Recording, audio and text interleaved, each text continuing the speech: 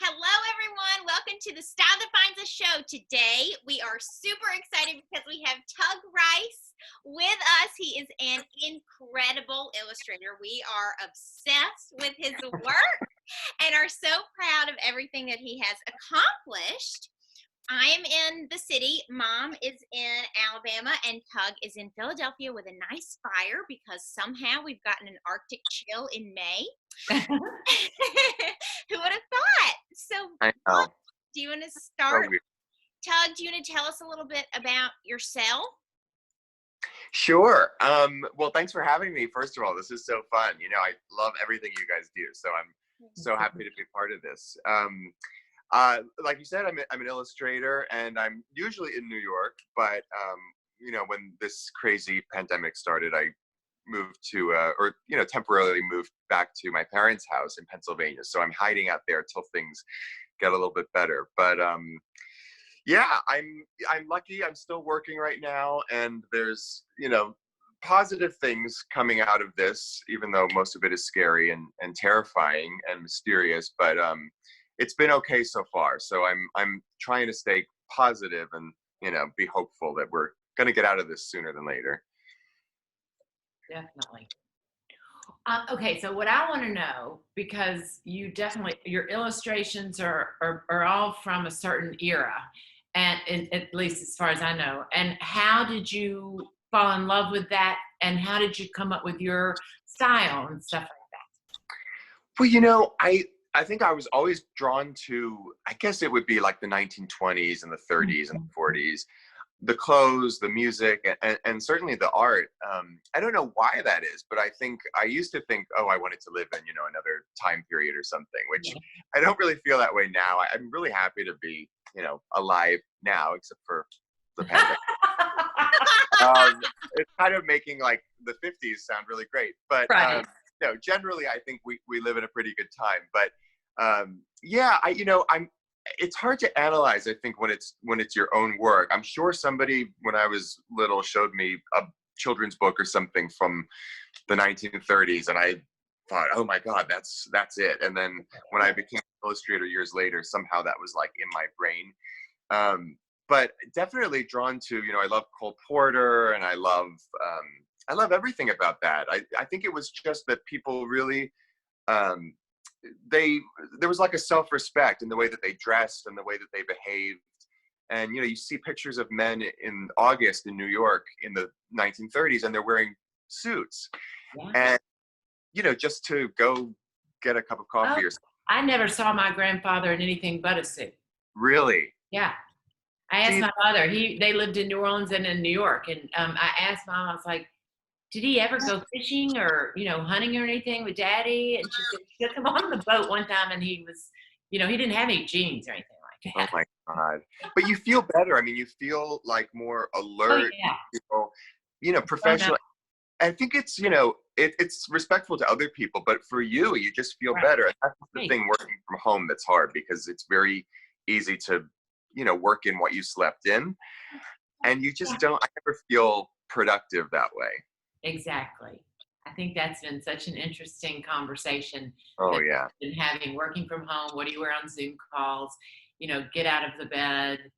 Well, yeah, because you have to treat it like a job still, even if nobody sees you. But like, I know that if I don't take the time to get showered and get dressed, I just feel lazy and sluggish, and it just takes so much longer to do anything.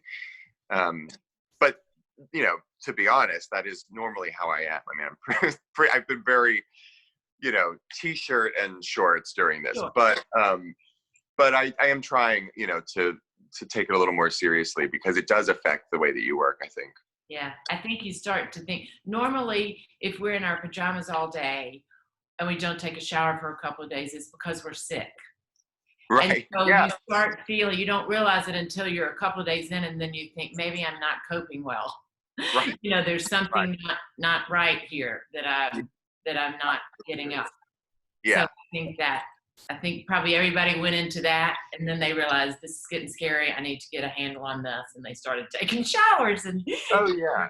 Well, at first it was so shocking. The whole thing was like a shock to our system. So Right. we were trying to stay alive, and which is still the truth. But now I think we're all kind of going like, okay, if this is what it's going to be for however long, then how do we do it where we still feel like there's a reason to get up in the morning? And it went from being all I could think about to now like it's just the reality, and now I can think about other things too, which thank God.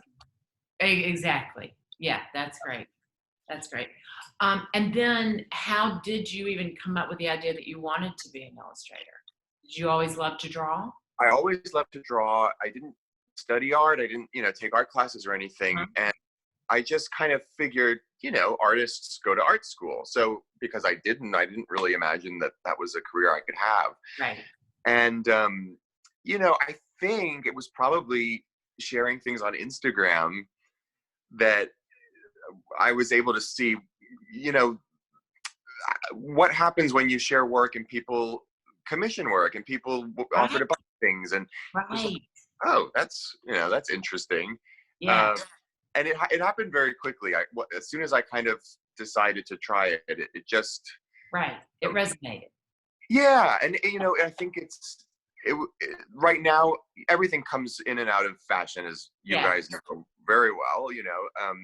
And illustration is just like that. I mean, there's times when you see a lot of it in print, and there's times where you see more photography, and right now you do see a lot of it. So the timing was right, and it just kind of it felt like it was meant to be. So I'm riding the wave, and I just love it. It's a really fun job. Yeah, that's awesome. And I feel like too, like that era symbolizes to me like just glamour and elegance and also nostalgia too. So like you said, people are better behaved and everything. And so in a time when we are all this whole fashion thing about streetwear and rap music and everything, when you see something lovely like that, it just makes you feel, kind of glamorous too. Like, oh, that's when you go through something really hard as a society, that's the time more than ever to really,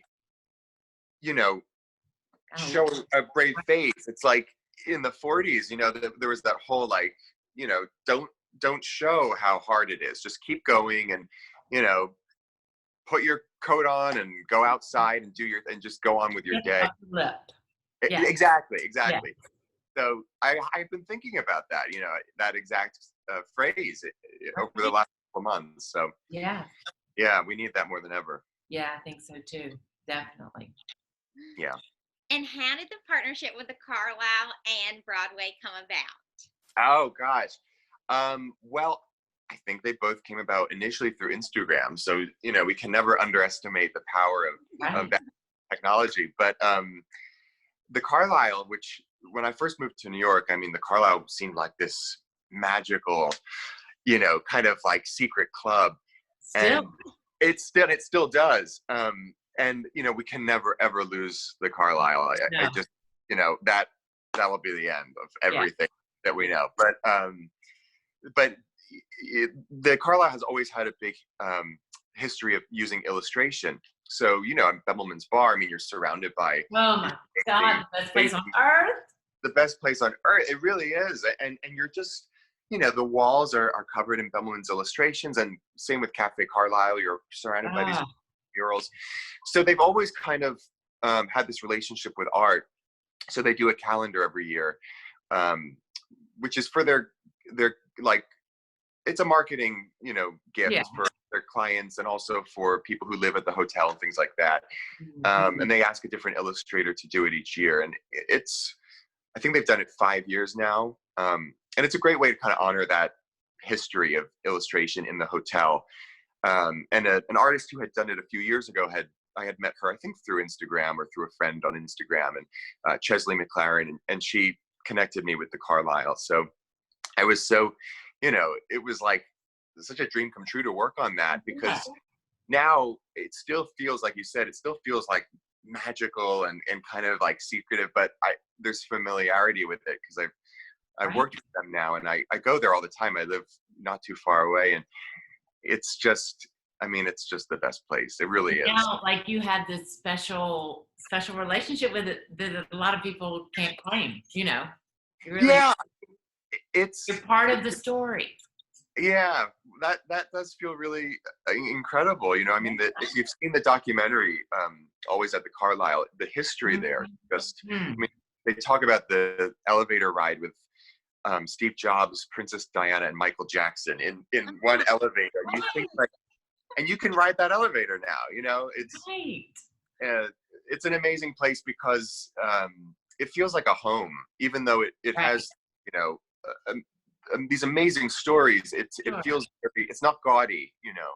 No, not at all.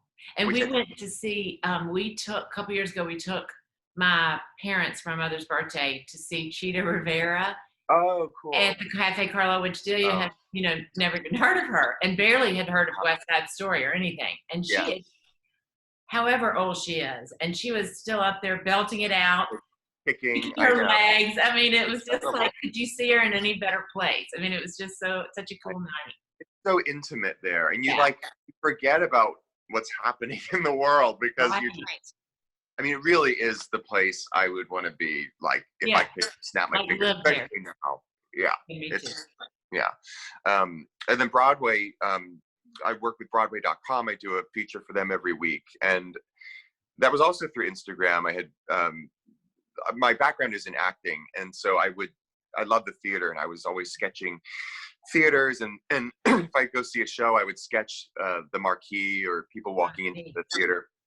And Paul Wontorek, who's founded Broadway.com, reached out, and he said, "Do you want to do some artwork for us?" And you know, we kind of put ideas back, and then he came up with this idea, and that's been, you know, another thing that it's like just a great blend of two things that I love, which are You believe it. It's theater. right. Could it get any better? I know. I mean, it really, it's like I have to take a moment sometimes to just go, wow, you know. Right. I mean, it's great to have clients. It's great to work, but when clients are such perfect fits, and you know, it really feels very special. I feel really lucky. Yes. Oh my goodness. Yeah. Tell us about Sondheim. Oh my gosh, that was I guess it was about two weekends ago. Yeah. Or three, two, I think two. But anyway, it was Stephen Sondheim's 90th birthday concert, and it was this amazing, you know, virtual one-night concert with Meryl Streep and Bernadette Peters and Lin-Manuel Miranda and all these amazing people. O'Hara Oh yeah, I mean, you can't even list them all. It was just insane, and I did some artwork for it. And what's so interesting about these concerts is, you know, there's so much planning that goes into them, but it's kind of like putting on a show because there's always still things to do at the last second. And so you're just, you know, tweaking things and making sure that the files are right and that everything's going to, you know, go smoothly. So I was really like working with complete tunnel vision to make sure everything was ready. And I didn't have time to really panic and think about how. Right. I mean, I had no idea that 2 million people were going to watch it. Oh my God. So, which was good, because I think when you worry about, you can get in your head, and then that can affect it. But I think I'm still like reeling from it. It was a highlight of my life to get to work. God, that's so incredible. Thanks. It was so. I mean, did you watch the concert? Yes, I was like, we know him. We know. Oh my God.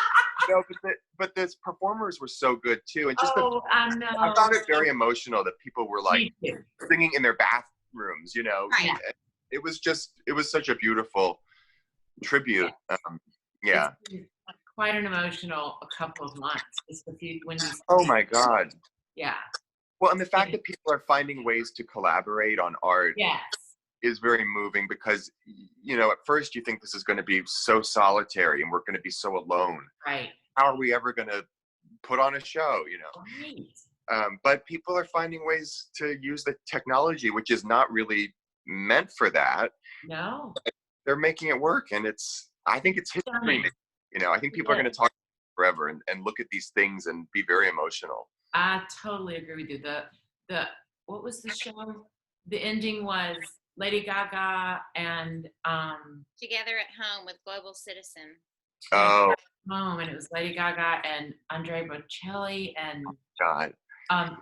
Lin-Manuel, I think, was in that one too. And anyway, they all sang that song that and Celine Dion was there, that she and Andre had sung before, the thing about the prayer. And to watch them in all their different places, you just, yeah. I don't know what it is. There's something so like vulnerable about it because there's no makeup. There's no, it's nothing. just you. Yeah, and your piano or whatever. Yeah. Mm-hmm. It's really, I really do think that 100 years from now, people are going to watch these things and think, this is so beautiful that these people still, they try, they had to do. They're trying to, and they're people, and yeah. Mm. Sure. Do you want to ask about the COVID question? What he's? Oh, sure. Okay, so obviously one of the things you've done is go home, so you can kind of get out of the city and have a little more space. But what are the things that you've done to kind of keep your spirits up and just deal with it? Well, I think particularly in the beginning, I just kept thinking, why is everything so hard? It was like getting a normal day's work, checking all those things off my list that I would normally be able to get done, really easily was harder at first. And I think it was just dealing with the kind of trauma of this whole thing and, making sure that we're eating and we're sleeping and all that. So I think what I've kind of realized is, you have to set very realistic goals for the day. Because what I could get done before this, I'm not getting done now. I'm getting everything done that I need to, but typically I like to have like 10 things juggling at once, and I like to be ahead of schedule, and that just doesn't really, I don't think anybody's in that frame of mind right now. Right. So I think by having realistic goals, whether it's, today I'm just going to answer all the emails I have to answer, or, I'm going to work on one project or whatever, I think that's much more manageable. And then if it's a goal that is really manageable, then I think you'll probably maybe do more, and that'll make you feel really good. Yeah. And if you can go to sleep thinking, I did my best and I actually did beyond what I set out to do today, I think that makes you feel productive, and then you wake up feeling excited for another day. So yeah, that's great advice. But I didn't think that right away.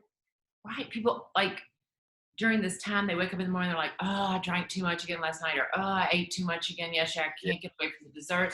If you can just sort of stick to your schedule and maybe just, even like you said, if you surprise yourself and do a little more, you wake up the next day and feel like you haven't just given up all hope. Oh, yeah. Well, I mean, there's nothing worse than feeling like you didn't, meet your expectations. And I think we're just putting our own expectations on ourselves. I don't think anybody else is really doing it because, I mean, at least in my experience, everybody's been very understanding and patient because everybody's going through the same thing. But because we're used to going, we're saying to ourselves, why aren't you doing more? But I think it's much healthier to just say, all right, do this today. You can do this. And then you check it off and then you can relax. And I think that's how we're going to get out of this feeling somewhat rested too and energized, because you don't want to burn out during a pandemic. I don't think. No. Like I don't want them to say, okay, time to go back to life, and I'm just like, I have to conserve but it's hard. Maybe we'll carry that with us into our new world where we're just a little bit slower and a little bit easier. Okay. I think, especially in New York, there's a tendency to just, everything is so, you're thinking ahead of what's the next thing. And it has been nice to just step back a little bit and kind of, oh my God. It's like, go day to day. Yes, you're like, there's a cardinal outside. Cardinals are red. They're gorgeous. And you're like, in the past, I would have not even noticed. I mean, I've been walking and riding a bike, and every day I'm like noticing the color of the sky. I never ever even looked up before. So it's actually great too, as an artist, because you're seeing things in nature and you're taking the time, like you said, to just look around. And you have to do that to create any kind of meaningful content, Right. And a fulfilling life. Oh yeah, I mean, not even just Yeah. in your work, but personally too. Absolutely. I feel like a lot of people I know, Delia, I think you've noticed it even in the city. This year, I think spring has been a miracle to everyone. Mm, To be like, wow, first of all, it's still coming. And second of all, the yeah. beauty of it Hmm. has been more dramatic. I think you're right. Yeah, Mhm. I've definitely I'm seen it even hopeful. here. Yeah, for Yeah. sure. And Tug, what's coming next for you? What exciting projects do you have in store? Well, there are a couple of things, and things I probably shouldn't talk too much about because they're in the early stages. But one of the things I'm excited about is I did some artwork that finished kind of shortly before this whole thing happened for another hotel in Germany. Oh, Um, nice. yeah, it's the Breidenbacher Hof Hotel in Dusseldorf, and Cool. they are opening up a new restaurant. So I sort of created this character who is the owner of the restaurant. So it's a fictional character, but you see her throughout her day, and it's a really interesting thing they did with marketing. So like, it's called the Duchy, and she is the Duchy. So like when you get your wine list, there's like personal recommendations from her. So Oh, it's cute. really fun, kind of. Yeah, it's really cool. So that was supposed to open March 26th, and I was ready to go to the opening. And Oh, so of course, that was postponed. But that I'm excited about because I think it's going to be really fun, and it's a new way of kind of branding a restaurant. And I worked with a really company called the Gorgeous Group in London on that. So I'm excited to see how it all, oh, turned yeah, out. that sounds great. And then we'll have to put that on our list too, for sure. Let's go Yeah, there. there's great shopping apparently in Dusseldorf. That's It's like neat. Königsallee is supposed to be the Champs-Élysées of Germany. Wow. Wow. Yeah, Wow. Wow. never been there, but I was excited to go. So hopefully, before too long, I can check That's it out. so great. Yeah. That's so great. Okay, now tell us, I want to know, first of all, I guess Delia, you were gonna bring this up, but we wanted to show you what we did, Oh, right? this is. Oh my God, I love it. Mine. Oh my God. Mine's pitiful. I Oh, Think it's pitiful. didn't have any colors. It's terrible. I think they're pretty. I was beautiful. gonna give this to my mother for Mother's Day, put it on a poster. We were gonna drive, I mean, not Mother's Day. Maybe I could do it for Mother's Day. For her For birthday. her birthday, we were gonna do a little drive-by parade for her, but yeah. then we had really bad weather, and I was gonna put it on there because this is her era. But Oh, but we totally. didn't Yeah. get to do it. But anyway, Oh, that's I much love fun. it. So will you tell everybody how they can do that? How they can Yeah, find I have. Early on, I think I was so desperate for any kind of distraction, and I'm not really a coloring, book person, but I know a lot of people are. And like I said early on, it was so hard to think of anything else. So I just thought, maybe if there's something people can print out and they can just color, and it doesn't have to be good, it doesn't have to be whatever.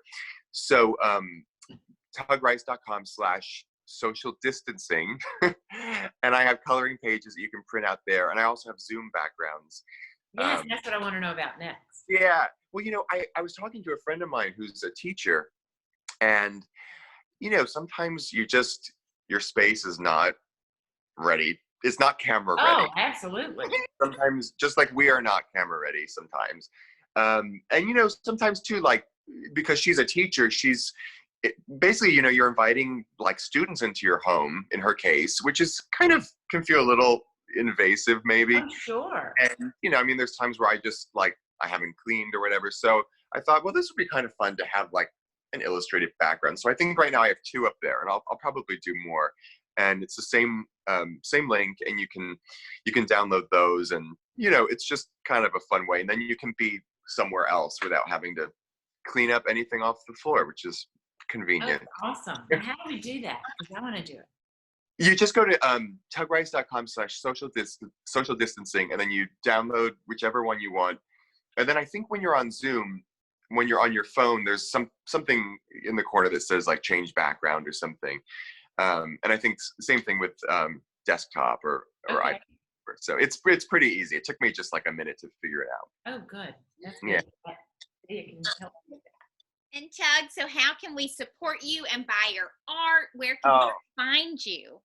there's a couple of places right now. I'm selling some of the prints from the Sondheim concert, and I'm donating a portion of the proceeds to A Step, which is artists striving to end poverty. So Wow. that's my website too, tugrice.com.